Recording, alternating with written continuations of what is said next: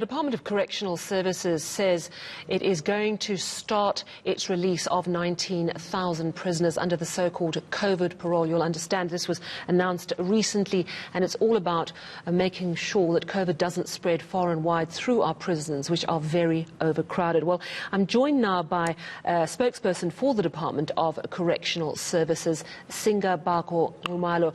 Good evening, Mr. Nxumalo, and thank you very much for making yourself available. Parole Board members are being recalled now to start work on this. How soon are we likely to see the first releases, do you think? A very good evening to you, and thank you for having us. As the Minister made an announcement following the President's decision to allow us to grant a parole to those who be qualifying, those classified to be of low risk.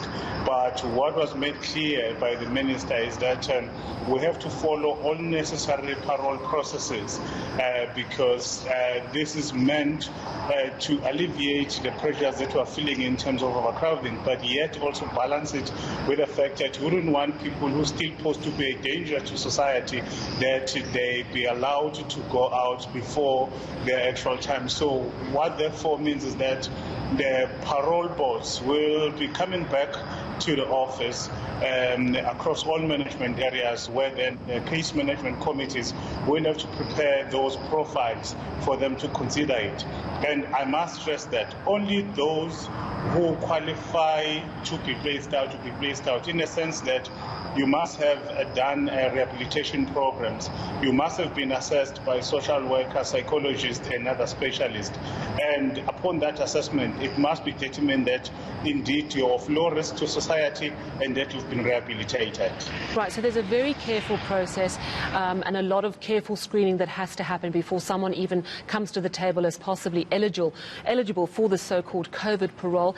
Any idea, ballpark, on when you think the first releases might occur?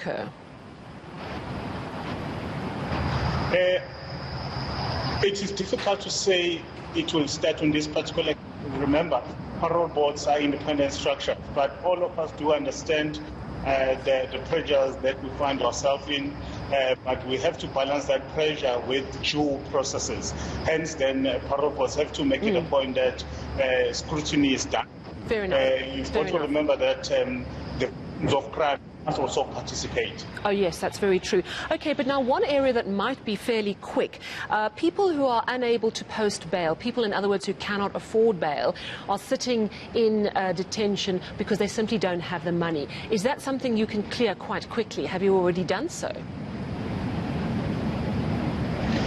Those are remand detainees that people call trial awaiting, and the numbers are not so big. I think we have about 1.5 or so, no, let me correct myself, it's about 5,000 of those.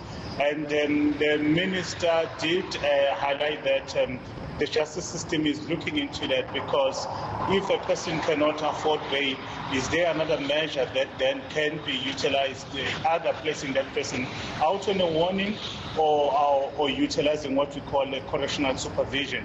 So the justice system in its entirety has to look into that.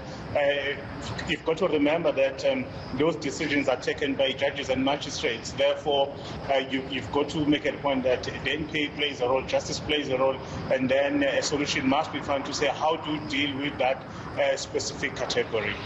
All right, so even if someone who has been granted bail but is unable to post bail, surely that could be a quick release, or does that still have to go via a judge?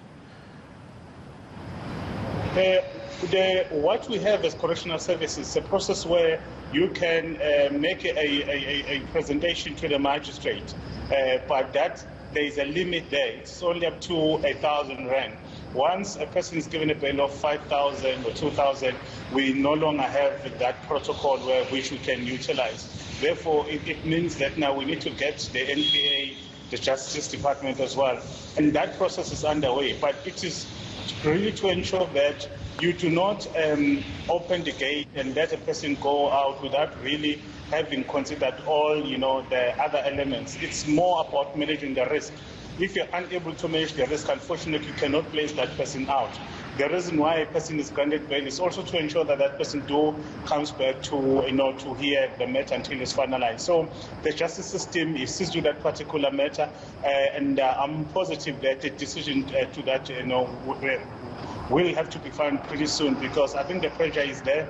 We've got to reduce the numbers, yet we've got to balance it with the interest of justice. Yes, indeed, and thank you very much for updating us on that process. That is the spokesperson for the Department of Correctional Services, Singabakho Nxumalo, joining us there from Bergville in KwaZulu-Natal. And just a reminder, of course, in the prison system, we've got 364 COVID-19 infections amongst that's inmates and officials, and there have been 4 deaths so far in the system. And as we know, of course, our prisons are very overcrowded.